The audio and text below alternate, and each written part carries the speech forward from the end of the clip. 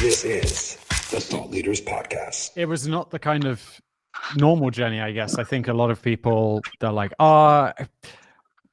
they don't get into YouTube accidentally. It's kind of a purposeful choice, like becoming a YouTuber. Like they upload videos to the platform with the hopeful intent that they will one day be big and be watched by lots of people. That is not how it happened to me. I think, in a way, it's something I've always wanted to do. Like ever since I was a kid, I was into the theater and then through school, university, stuff like that. But then, life beckons and you have to go do something serious was kind of my view on things. And I think, it's pretty traditional, normal view that you should go do something like that. So I went and I did a business degree undergrad, and then I did like the legal conversion course, which is like a postgrad thing, because I wasn't sure, do I want to be a businessman? Then I was like, I could be a lawyer. That'd be good.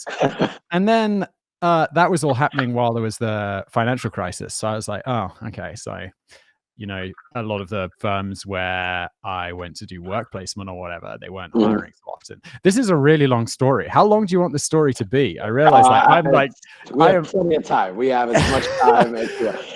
And again, I'm like, wow, I just got back in the day. Yeah, no, this is great. Again, everything we're doing here is like so everyone can understand who you are. So yeah, go as deep as you want. All right, I'll speed it up a little then. After university, so I'm like, okay, what was it go? So, the firms weren't hiring as many people as they were. That was the excuse, at least I gave myself. Maybe I just wasn't a very good interview candidate or something, but I'd done like some work placement. So I thought I'd be able to get like a decent job, but not at the level I really wanted. So I did a year abroad where I just went to work in Sri Lanka through a student organization called ISEC, which was a great experience. And after that, I was just kind of doing some work on the side, or while I was there doing some work on the side. And I got into doing like voiceover stuff. Someone back at university had said, oh, you got a nice voice. You could do something with that. So I was like, I can't remember what site it was. Maybe it was like freelancer.com, one of these websites and I was like, oh yeah, okay. So I do the kind of jobs where it's like, yeah, someone picks up the phone. It's like, press 1 for sales, press 2 for accounts, this kind of stuff. And then at some point, I was like, I'd like to do my own thing. So I started recording audiobooks, for people. And I mean, my own thing. I mean, I'm recording other people's audiobooks, but I mean, it was better than doing like press 1 for sales. Yeah. And then I was like, okay, this could be fun. I mean, and then it was like, okay, let's see if I can do my own thing a bit more. And so I sent an email to a guy who had a website called top10s.net, which, if you don't know, was my first channel, which was like top 10 videos. And I was like, hey, I didn't say, should we make some videos? I was like, how about we like compile an audiobook of these? Like, I'll read them and we'll compile it as an audiobook and we'll sell this audiobook. It'll be great. It wasn't great. No one bought it. But so I was like, we had all this audio content. And I was like, what should we do with this? And I was like, let's add some images to it and put it up on YouTube and see how it goes. And so, I mean, these videos are all still up there. So if anyone wants to go back and look at my videos from 5+ years ago, they were not very good. Okay.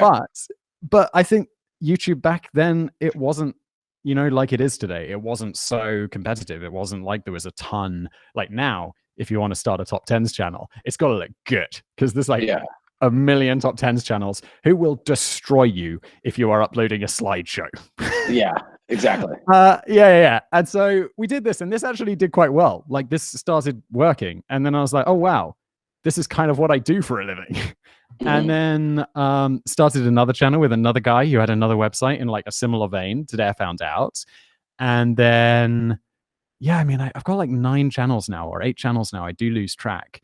And it was just all kind of, like I stumbled into it in a way, but in a way it was something I always wanted to do.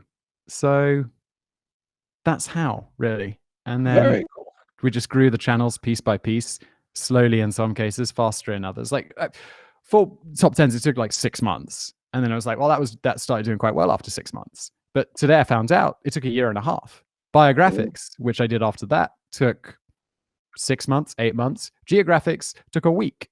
It's strange how YouTube works, but yeah, you got to stick with it, I guess, and keep making the content. And well, I mean, then it'll either work or it doesn't, but you don't know until you've done it for a while. I think Geographics, which took off very quickly, was a bit of a fluke.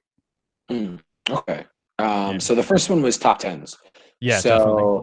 Yeah, so that's, first of all, definitely one of my favorites. I think it's very cool, and I think you were a pioneer in that there's so many copycats. So how does that feel? Almost, is that flattering? Is that frustrating that there's so many people copying what you're doing?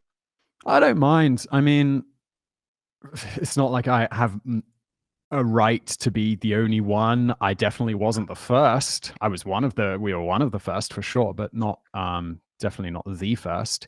And I think I don't know, maybe I believe competition is good.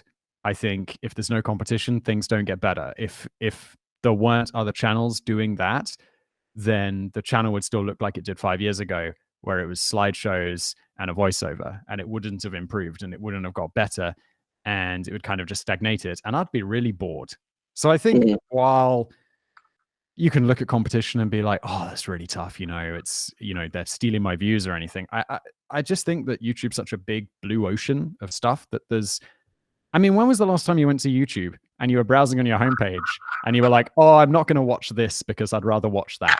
It's like, okay, I'll watch this and then I'll watch that. It's not a lot of, I don't feel it's a super competitive place. I think it's a place where everyone can win.